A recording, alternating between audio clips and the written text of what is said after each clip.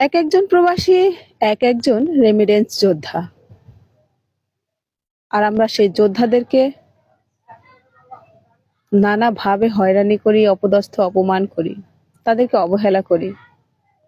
তাদের টাকায় খাই, তাদের টাকায় পড়ি, আবার তাদেরকেই অবহেলা, অপমান, অপদস্থ করি।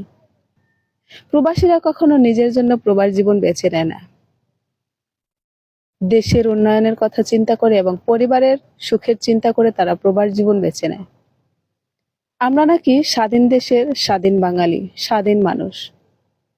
তবুও 2024 সালে আমাদের এই দেশ আবার নতুন করে স্বাধীন হলো। আর সেই স্বাধীন দেশে, নতুন স্বাধীন দেশে আমরা কি পাচ্ছি, কতটা সম্মান পাচ্ছি,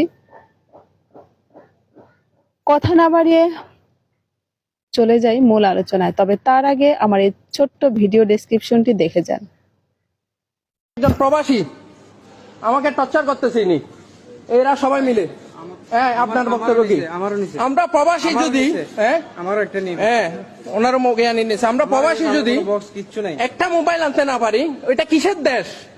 আমি রেমিটেন্স যোদ্ধা একজন, এটা কিসের দেশ? হ্যাঁ, এনারা নিছে আমার মোবাইল নিচে নিয়ে আমাকে মারতে চাইছে, তেরে আসছে, ভিডিও ফুটেজ আছে, ঠিক আছে? আমার যদি একটা জ্ঞান নিতে না পারি, এই দেশে মোবাইল আনতে না পারি, কিসের দেশ? আসসালামু আলাইকুম প্রিয় বন্ধুরা,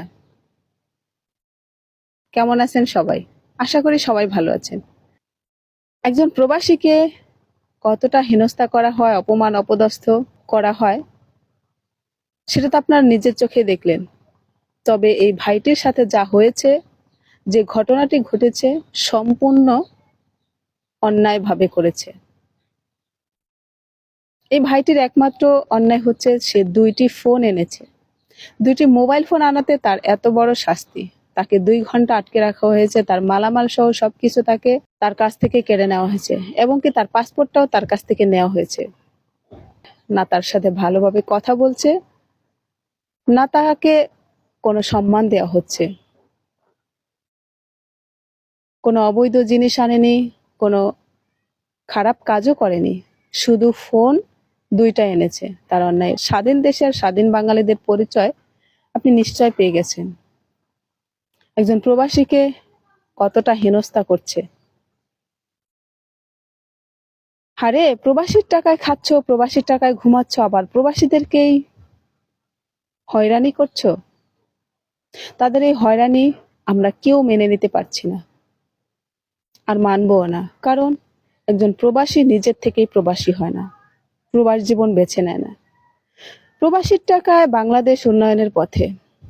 প্রবাসীর রেমিটেন্স বাংলাদেশে লক্ষ লক্ষ পরিবার ইউজ করছে, ব্যবহার করছে, আর সেই প্রবাসীকেই অপমান অপদস্থ করছো।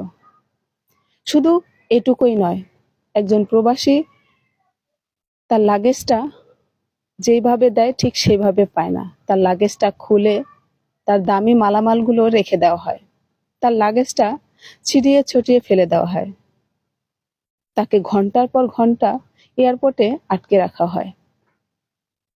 সকলকে বেরিয়ে আসতে হবে এখান থেকে। প্রবাসীদের সম্মান দিতে হবে, যথাযথ সম্মান। তাদের টাকায় খাও, তাদের টাকায় পড়ো, তাদের টাকায় বাংলাদেশ চলে, আবার তাদেরকেই অপমান অপদস্থ করো। এটা আমরা দেশ এবং প্রবাসী যারাই আছি, সকলে আমরা চাই যে এর একটা যথাযথ ব্যবস্থা নেওয়া হোক। এয়ারপোর্টে যেন তাদের এভাবে হেনস্থা, অপমান, অপদস্থ, হয়রানি না করা হয়। আমরা কখনোই এটা আশা করি না। সকল দেশ এবং প্রবাসী ভাই বোনদের পক্ষ থেকে আমার একটাই অনুরোধ, একটাই চাওয়া, এভাবে প্রবাসীদেরকে অপমান, অপদস্থ, হেনস্থা, হয়রানি করা যাবে না। তাদেরকে যথাযথ সম্মানের সাথে এয়ারপোর্ট থেকে বাইরে বের করে দিতে হবে। সো আজ এই পর্যন্ত। সবাই ভালো থাকবেন। আমার ভিডিওটি ভালো লাগলে সবাই লাইক, কমেন্ট, শেয়ার করে পাশে থাকবেন। আল্লাহ হাফেজ।